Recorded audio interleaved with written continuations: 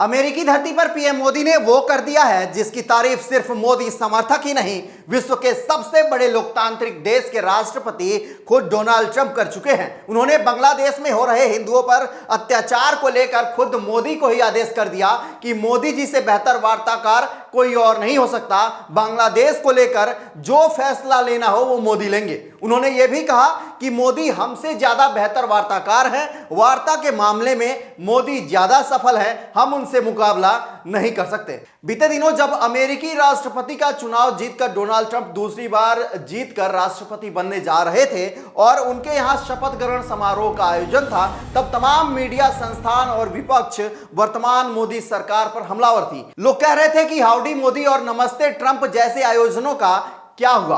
क्या मोदी के सबसे बेहतरीन और करीबी दोस्ती में खटास आ गई है? क्या मोदी के दोस्त उनसे नाराज चल रहे हैं जो उन्हें अपने शपथ ग्रहण समारोह में निमंत्रण नहीं भेजा है? हालांकि शपथ ग्रहण समारोह में भारत सरकार का नेतृत्व करने के लिए वहां पर खुद विदेश मंत्री एस जयशंकर पहुंचे हुए थे। वहीं अगर हम हालिया पीएम मोदी के अमेरिकी दौरे की बात करें तो यह दौरा पिछले 11 सालों में मोदी का 10वां दौरा है। जो लोग मोदी और ट्रंप की दोस्ती के बीच की दरार की बातें कर रहे थे, उनके मुंह अब बंद होने वाले हैं। बता दें कि पीएम मोदी 2 दिवसीय अमेरिकी दौरे पर है। मोदी ट्रंप के मुलाकात में जो बातें सामने आई हैं, वो तमाम विरोधियों को झटका देने वाला है। पूरी खबर देखिए विस्तार से। 2 दिवसीय अमेरिकी दौरे पर गए प्रधानमंत्री नरेंद्र मोदी का राष्ट्रपति डोनाल्ड ट्रंप ने भव्य स्वागत किया। दोनों वैश्विक नेताओं की मुलाकात के दौरान क्षेत्रीय संतुलन, व्यापार, रक्षा, आतंकवाद सहित कई अन्य मुद्दों पर चर्चाएं हुई। ट्रंप ने पीएम मोदी को टफ नेगोशिएटर बताते हुए कहा कि वे बांग्लादेश से खुद निपट लेंगे।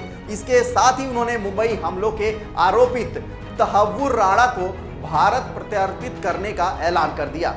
भारत के पड़ोसी मुल्क बांग्लादेश में प्रधानमंत्री शेख हसीना की तख्तापलट के बाद अल्पसंख्यकों के खिलाफ हिंसा जारी है। इस मामले में राष्ट्रपति डोनाल्ड ट्रंप ने कहा कि बांग्लादेश में अमेरिकी डीप स्टेट की भूमिका नहीं है। उन्होंने कहा कि बांग्लादेश का ख्याल पीएम मोदी रखेंगे, यानी बांग्लादेश में किसी भी तरह की हिंसा या साजिश के खिलाफ भारत कार्रवाई करता है तो अमेरिका भारत के साथ खड़ा रह सकता है। दरअसल एक पत्रकार ने जब राष्ट्रपति ट्रंप से एक सवाल किया कि बांग्लादेश में हुए सत्ता परिवर्तन के बाद क्या कहना चाहेंगे, पत्रकार ने कहा कि पूर्व राष्ट्रपति जो बाइडेन की सरकार के दौरान अमेरिका का डीप स्टेट वहां काम कर रहा था। इसके बाद बांग्लादेश के अंतरिम सरकार के प्रमुख मोहम्मद यूनिस अमेरिकी जॉर्ज सोरोस के बेटे एलेक्स सोरोस से भी मिले थे। इस पर ट्रंप ने कहा, हमारे डीप स्टेट का बांग्लादेश में कोई भूमिका नहीं है। यह एक ऐसा मामला है जिस पर प्रधानमंत्री नरेंद्र मोदी लंबे समय से काम कर रहे हैं और इस पर काफी वर्षों से काम कर चुके हैं।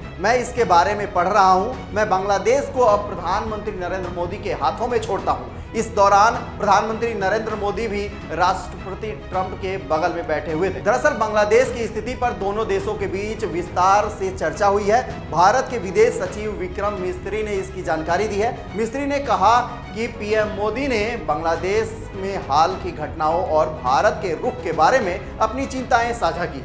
उन्होंने कहा, मुझे लगता है कि हम आशा करते हैं कि बांग्लादेश में स्थिति भी उस दिशा में आगे बढ़ेगी जहां हम उनके साथ रचनात्मक और स्थिर तरीके से संबंधों को आगे बढ़ा सकते हैं। वहीं राष्ट्रपति ट्रंप ने मुंबई हमले के वांछित तहव्वुर राणा को भारत के हाथों में सौंपने की घोषणा की है।